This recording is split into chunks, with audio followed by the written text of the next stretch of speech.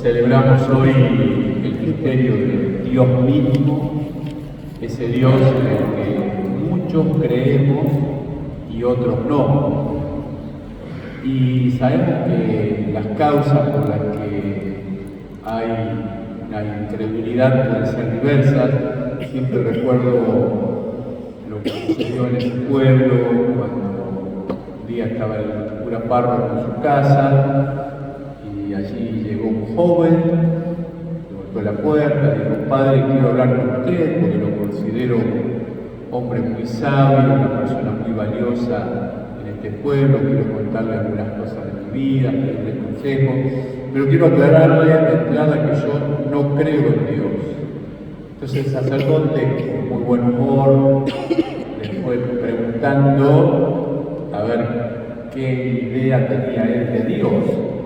Y el muchacho le fue largando todo lo que él pensaba, cuáles eran los motivos por los cuales no creía. Y el sacerdote, al escuchar todas las ideas infantiles, distorsionadas que tenía Dios, le dijo: mira, en realidad somos dos los que no creemos en ese Dios que vos me presentaste, porque para mí Dios es distinto.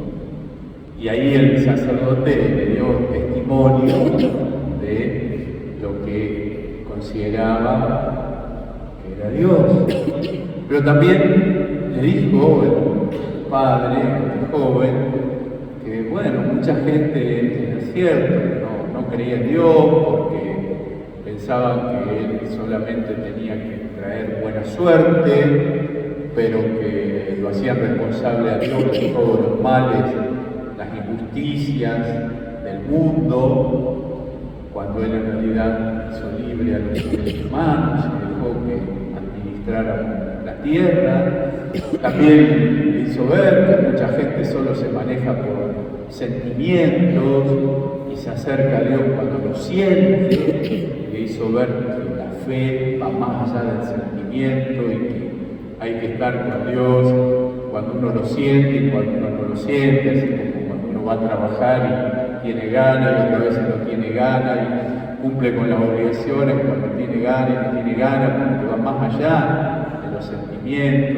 También hizo ver que había muchas personas que transmitieron mal a Dios, incluso en la catequesis, en la formación religiosa, mostraron un Dios distorsionado, un Dios severo, castigador, todo lo contrario a lo que nos ha revelado, manifestado. Revelar significa quitar el velo que ha hecho Jesús. Nosotros accedemos a Dios porque la segunda persona de la Trinidad se hizo hombre, habitó entre nosotros, tenemos su rostro, lo hemos podido ver, tocar, y Él nos ha manifestado realmente la imagen de un Dios amor.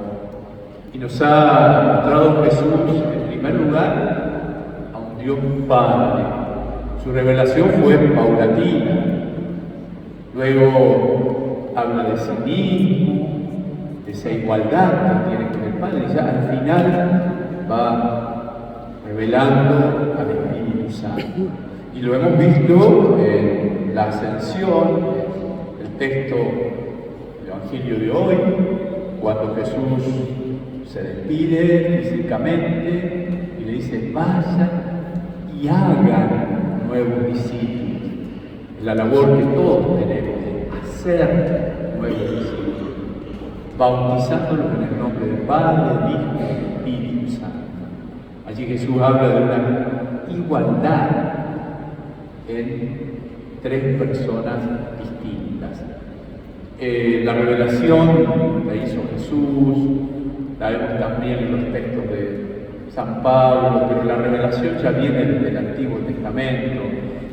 Ya en el libro del Génesis se lee cuando dice Dios: hagamos al hombre a nuestra imagen y semejanza. Está hablando en plural. en la torre de Babel, bajemos y confundamos sus lenguas. Está hablando en plural. No son tres dioses. La Iglesia tuvo que aclarar estas cosas en los distintos concilios porque hubo distintas malas interpretaciones de la revelación. Había un sacerdote, Nestorio, que decía que Jesús era hombre solamente, pero era la creación más perfecta del Padre.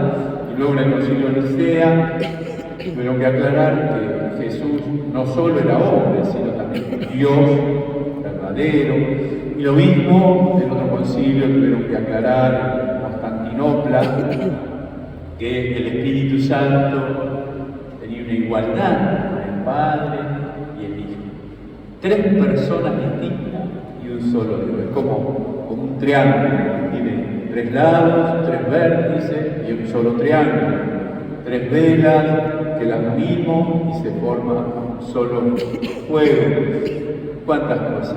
Tres en uno. Es un gran misterio que va más allá de nuestra capacidad humana de comprender. Había un gran teólogo, Henry de Lubac, dice: aún después de que la lógica nos ha obligado a afirmar que Dios existe, su misterio continúa inviolado. Nuestra razón no puede llegar hasta Él.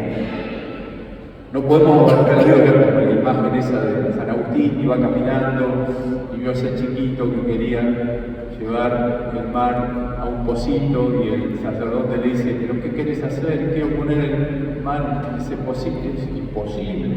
Y el chico le dijo: bueno, lo mismo sucede con usted, que quiere poner a Dios adentro de su cabeza. Es imposible, nunca lo va a poder hacer. Él va más allá de la capacidad humana de entender, de razonar. Y claro, nosotros podemos entender algo y tenemos que hacerlo. Podemos razonar nuestra fe, explicar todo lo que podamos, pero siempre vamos a tener que decir: esto es así porque lo dispuso Dios de este modo. La Santísima Trinidad, la Eucaristía y cuántas otras realidades religiosas, misteriosas en cuanto a aquello que no podemos llegar a entender totalmente, pero no por eso lo vamos a negar. Lo que Jesús nos ha revelado es esa gran comunión de amor entre el Padre, el Hijo y el Espíritu Santo. Ese amor tan grande que ha querido difundirse, por eso se le atribuye al Padre la creación del mundo, al Hijo la redención, al Espíritu Santo la santificación. Esa Trinidad que es fuente de la Iglesia.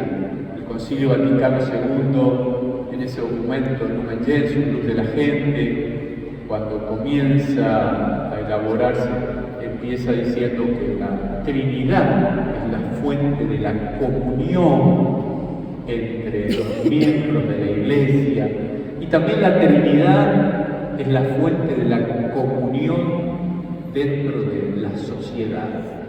Hoy, en este día de la celebración de la Trinidad, es bueno reflexionar sobre el valor que tiene trabajar en el mundo de una manera más unida, reflejando a ese Dios en el que creemos, ese Dios que es ternura, cercanía, solidaridad, nos impulsa a tener actitudes como la de Dios para con todos, pero muy especialmente para con los más pobres de la sociedad, que son tantos en este momento, viendo qué podemos hacer nosotros de una manera efectiva por los demás, reflejando a ese Dios que es comunión y es amor. Que así sea.